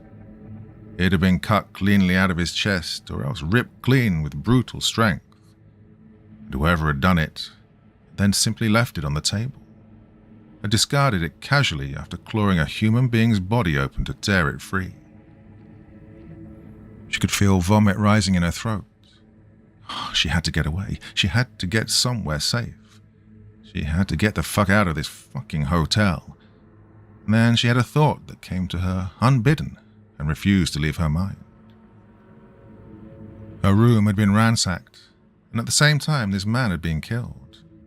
The two could be unconnected, and yet she hadn't been able to shake the strange feeling ever since the first death that she'd witnessed that somehow there was some connection between the deaths and what had brought her here. The woman in the dark suit and dark glasses. Could she have come here for the same reasons she had? Could her journey here always have been connected to Stanfield and his strange history and bizarre inventions? And was it possible that she was willing to kill for whatever it was that she'd come here for? Well, the coincidences seemed to line up all too neatly. The two of them arriving in this small, out-of-the-way little town together. The fact that her car had been outside the Stanfield house that day that she'd first gone there. And now she'd seemingly struck again while also robbing her of the work she'd done to research Stanfield's inventions. Could the people who'd been killed be connected as well somehow? Or had they just seen too much? Witnesses to this woman being involved in something. The woman. Stanfield. The Eternity Engine. It all seemed tied together in some way, pieces of a puzzle that she couldn't quite put together. And at that moment, putting it together wasn't the most pressing thought on her mind.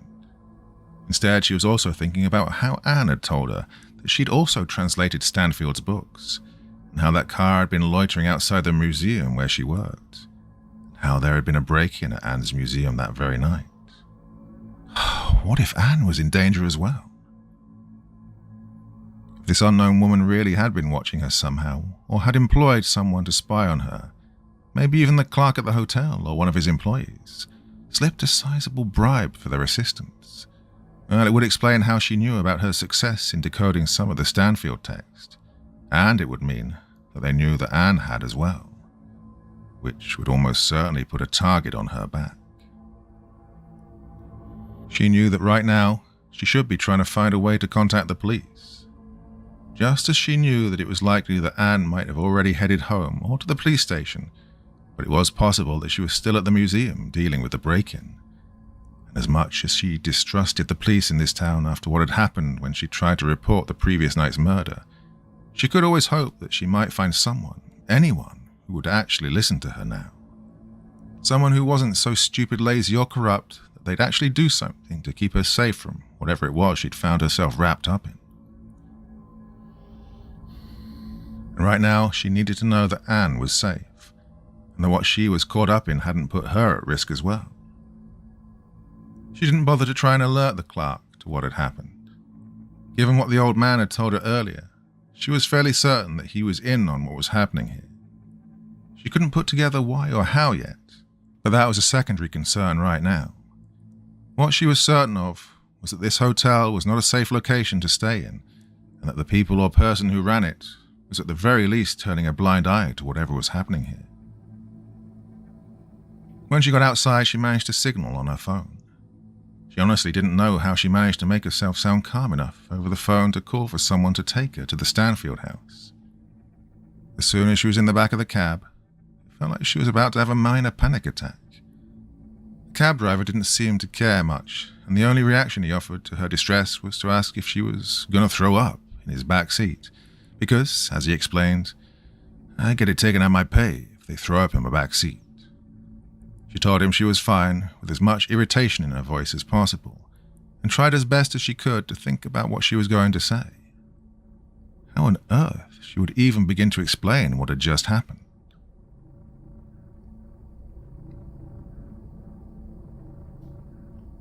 Part 5. The cab came to a stop, and after she thrust money into the driver's hand and asked him to wait there and keep the engine running, then, before she knew it, she was making her way up to the house ahead. The lights were still on and the front door was open, so she assumed that Anne was still talking things out with the cops about what had happened. She hoped to whatever god or gods or whatever was listening that the cops there would be more willing to listen and help than the asshole she'd spoken to that morning. And as that thought came, it struck her how insane it all was that this had happened in the course of a day. Before today, she could count the number of murders she'd seen on the fingers of no hands. The most frightening thing to happen to her was a couple of catcalling creeps who'd followed her a block or so from a club. The worst things she'd seen were limited to documentaries, horror films, and true crime websites. Now she'd seen 2 dead bodies, both of them the victims of a murderer who'd ripped them open, and she was certain that she was being targeted by a stalker with some measure of influence or control over the people of the town. It was like she'd taken a wrong turn and stumbled into the plot of a crime novel. As she stepped through the door, she called out Anne's name. There was no response, and so she ventured further into the house. Some rooms were still darkened and empty, while others had the lights on. She would peek into them, calling out for Anne as she did. Each of them was silent and devoid of life. No sign that Anne, the police, or anyone else had entered them in quite some time.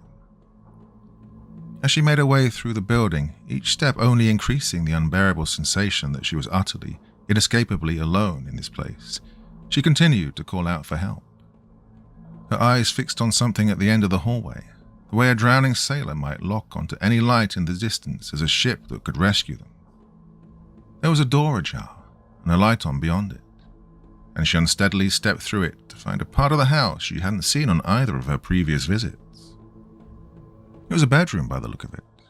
A bed, dresser drawers, a wardrobe, a table with a mirror, jewelry boxes, and...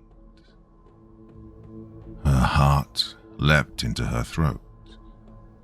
For a second, she was sure, in the dim light, she was looking at a human head placed there on the table. It was only as she fumbled for the light switch and her eyes adjusted to the dark that she realized that what she was actually gazing at was a doll's head with a wig placed upon it. A blonde wig. She imagined it must be Anne's. It looked like her hair, or what she'd taken to be her hair. She was still pondering why Anne might wear such a thing when her eyes drifted to the contents of the table in front of her. There were various articles of makeup. Some of it was the kind of thing one might expect to find anywhere at any given cosmetics counter at any given store that sold such things. But other items were more unusual.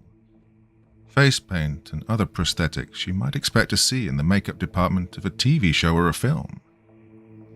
Anne's press-on nails were popped off and carefully arranged on the table. And beside them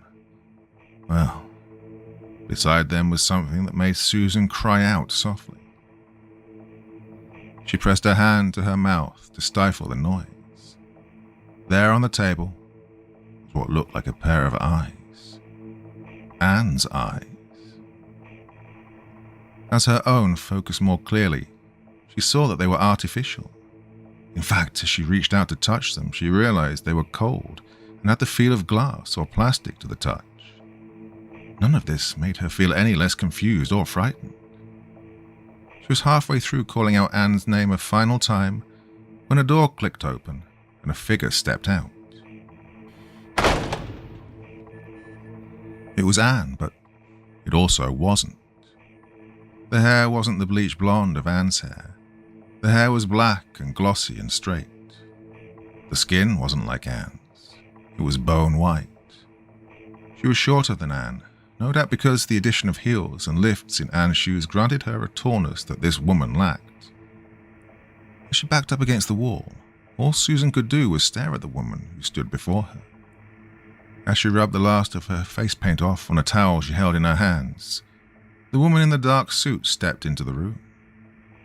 Tossing the towel aside, she turned her head slowly to look at Susan, and the final and crucial difference became clear. Her eyes. Her eyes were black glass.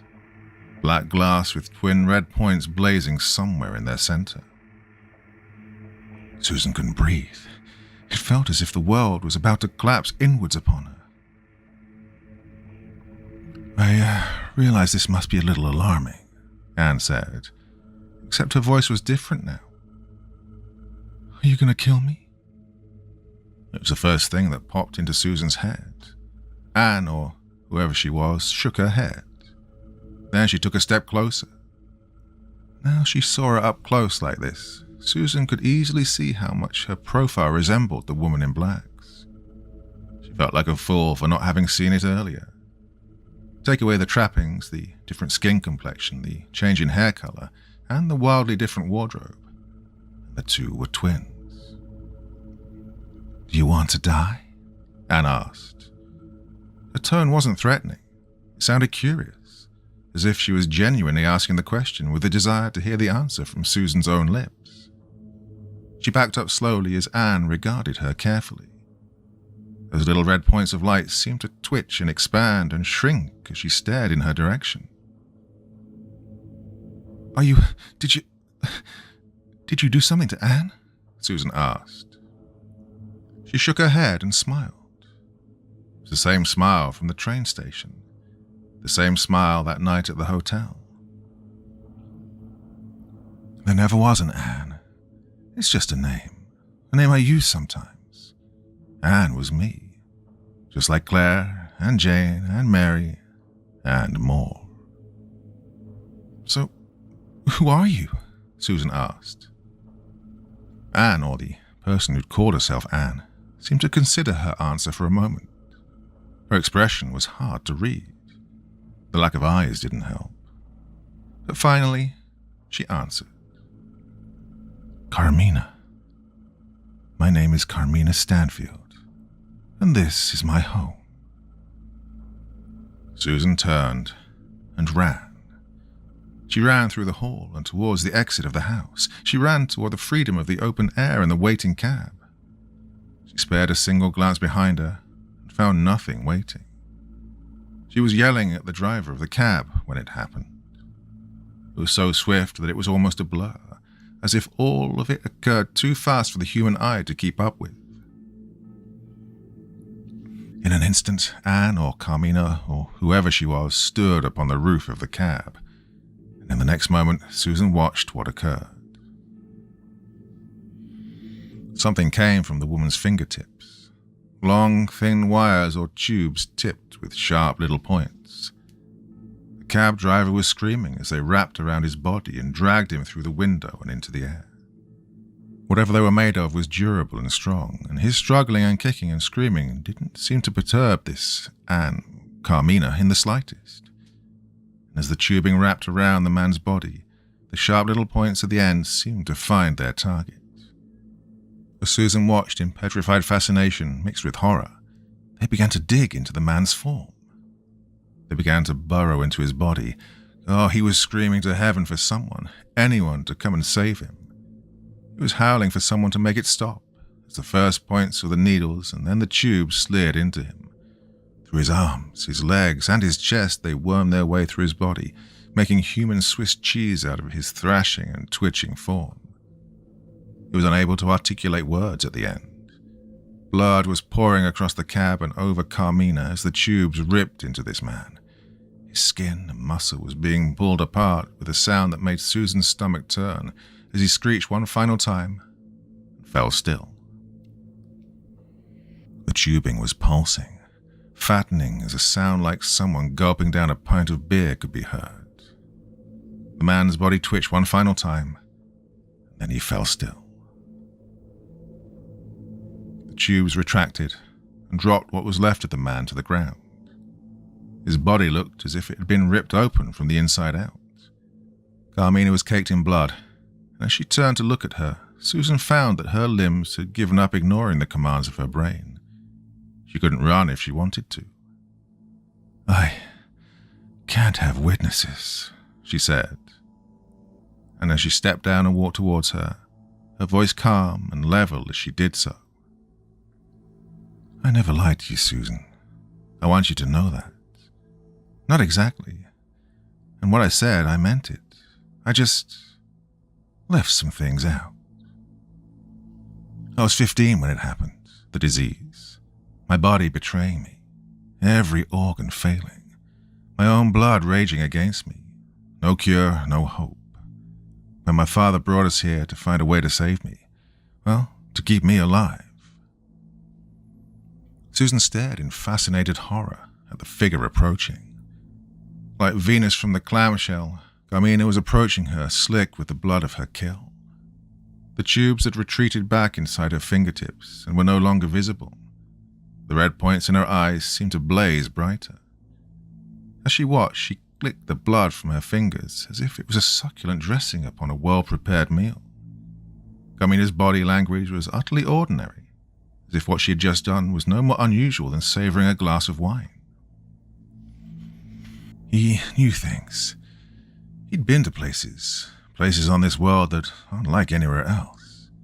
The same places he learned the language he wrote his journals in, I imagine. The same places he learned that there were always ways where one could not only cheat death, they could master it. He perfected his artistry there, and he found a way to make me live beyond death, outside its reach. But nothing comes without sacrifice. Susan managed to find her strength to stand and run. With no other good options available, she ran back toward the Stanfield house. If she could barricade herself in one of its rooms, she could call someone, anyone. If her phone could just get some fucking signal again, she could call for help. Call the cops, call her friends, call anyone, everyone. She couldn't hear Carmina pursuing her, but that didn't mean much. She hadn't heard her pursuing before, and that hadn't stopped her tearing the cab driver open like she was coring an apple. She ran through the house, stumbling into one room after another, looking for one that had a lock on the door or anything that she could barricade it with. And she heard Carmina's voice from somewhere behind her. He gave his own life to test it. His own blood. It lives within, you see. It burrows into your heart, and it gives you life. But you have to feed it. You have to give it blood. It needs it. You give it blood and it gives you life. God, you're a fucking vampire, Susan screamed into the darkness. There was a soft laugh. Anne's laugh. Carmina's laugh. It sounded like it had before. She laughed the same at this as she had at Susan's jokes and anecdotes when they talked and flirted over the previous 2 days. I suppose we're not what the stories say, though. There's no curse, no bite on the neck, just the engine and the blood, and the transformation. I was cut open, bone replaced by metal, veins and arteries replaced by wiring. My body peeled open like an orange, aware of every second, every moment, being remade from the inside out. Agony beyond imagining, ecstasy beyond comprehension. The engine feeding on it all, feeding and feeding, and still hungry for more. You're gonna kill me, Susan breathed out. She was huddled in the dark of one of the rooms, her body hunched over, her knees touching her chin. She desperately wished more than anything that her hands would stop shaking. Could her body just give her a little fucking dignity in death? Do you want to die? The question was the same as the one that had been asked moments earlier. Susan shut her eyes tight. The voice sounded closer when it came again. Do you want to die? The tests, the treatments, the one you stopped showing up for. You don't know anything, Susan muttered, but the voice when it came was confident and assured, arrogant even. I know you gave up, Susan. Like your body did. Lung cancer, a bad way to go.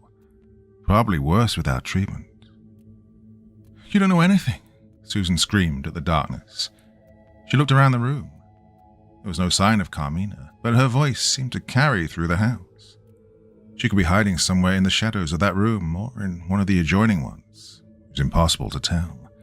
It was like her words were coming from far away and close by all at once. You were researching my father. That's what brought you to my attention. And when you had my attention, I learned about you. To kill me, Susan finished. That laugh again. At first. If I had to. I'm not a monster, you know. You killed those men, slaughtered them, Susan muttered. The laugh sounded closer this time.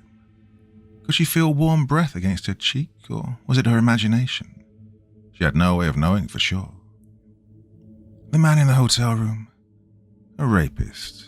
He was procured. I have connections in this town and beyond. They help me find my meals, help me be a picky eater, Susan finished bitterly. Oh, the laugh, warm and soft and filled with genuine mirth. Something like that. The other man tried to blackmail one of my associates. He had to be silenced. And the cab driver, well, unfortunate. I prefer not to kill the innocent. Well, that makes it okay then, Susan spat bitterly. There was a sigh from somewhere in the room. She could see twin red dots in the blackness. She knew what they were. No, it does not, and I am sorry. This is not what I wanted to happen. You wanted to kill me somewhere more isolated, I'm sure, Susan muttered. I had no intention of killing you. The only crime I've committed against you is theft. I stole your notes and your translation of my father's notes, and I deleted the photograph of the Eternity engine. I apologize for this, but no one else can know how it works. Just get it over with, Susan shouted. She wanted her just to do it, kill her, put her out of her misery, and the fear building in her heart with every passing second. But she wouldn't. I don't want to kill you. I told you I became interested in you, and I didn't lie.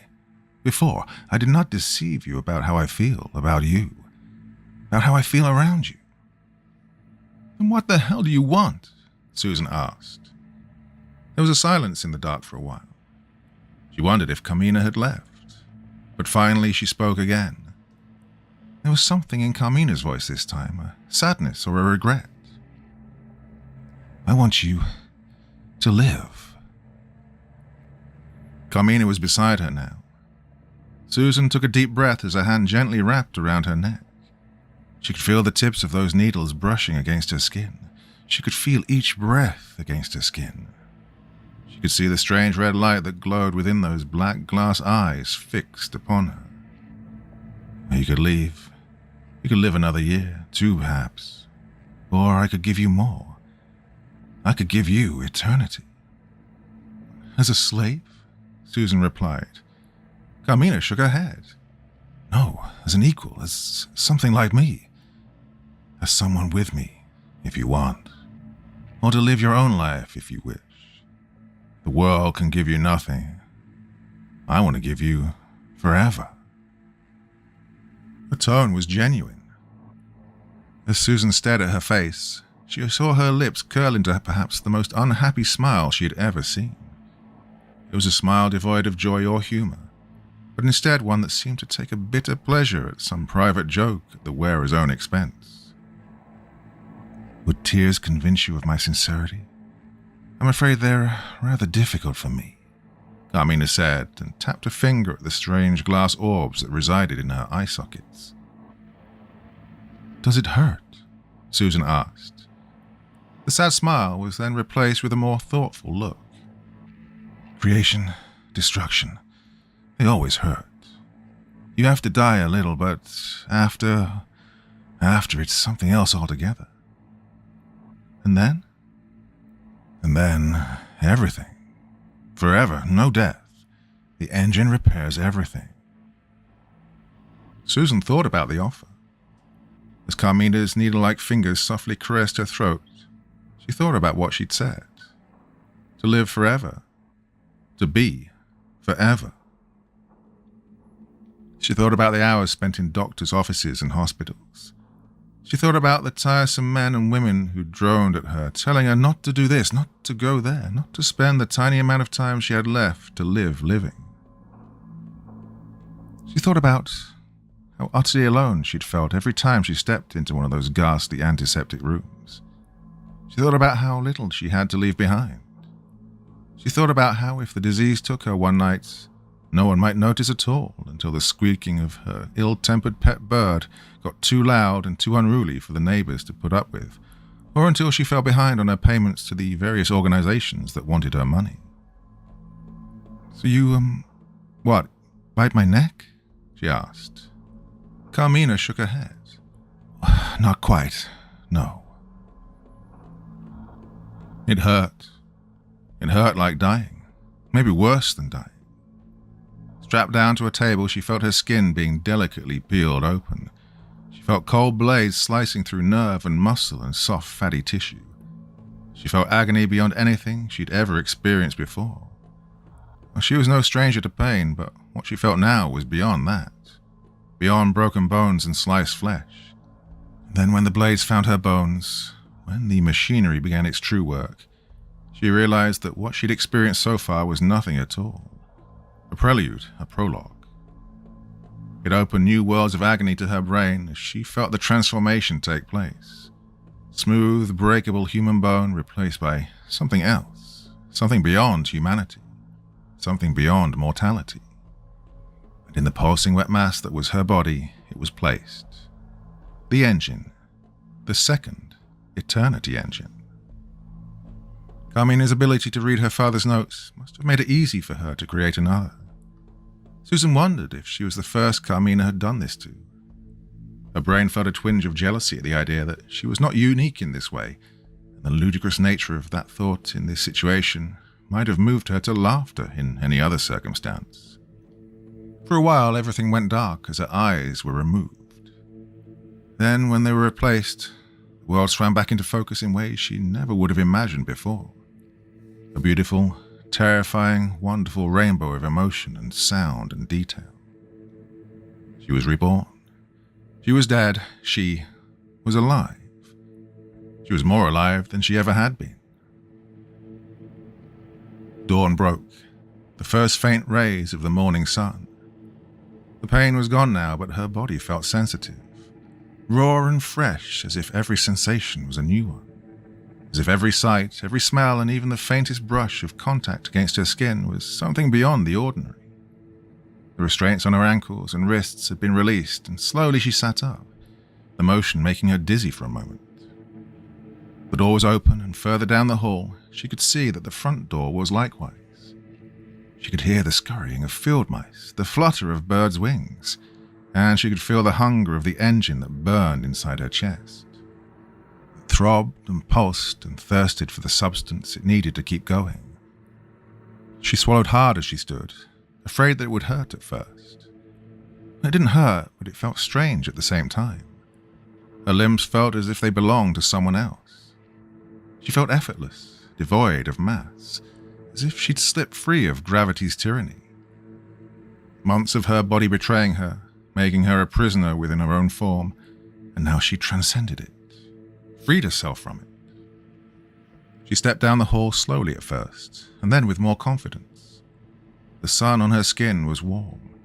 Her artificial eyes allowed her to gaze directly up at the blazing orb in the sky. The hand on her shoulder made her turn, to see Carmina stood there beside her. She smiled at her, and Susan smiled back. "What do I do now?" Susan asked. "Anything. Anything you want." The tubes extended from the tips of Susan's fingers. She felt herself rising up into the air, luxuriating in the sunlight. She tilted her head back and opened her mouth wide in an expression of purest rapture. The eternity engine burned within her, and forever beckoned.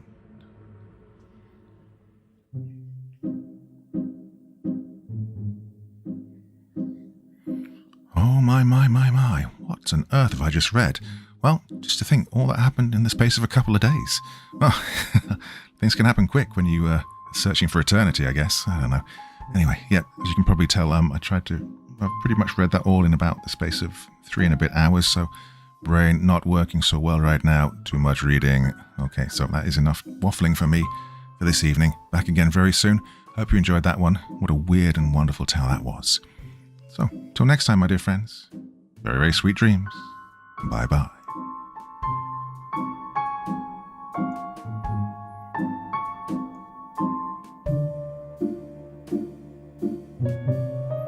Thank you so much for taking the time to listen to this story today. really means a lot to me and to the author of the story, of course. Well, if you want to know more about me, I'm pretty much everywhere on social media. You can find me on Facebook, Twitter, Instagram. You can download my music on SoundCloud. I've got a Patreon if you feel like. Throw me $1 or $2. Very much appreciated.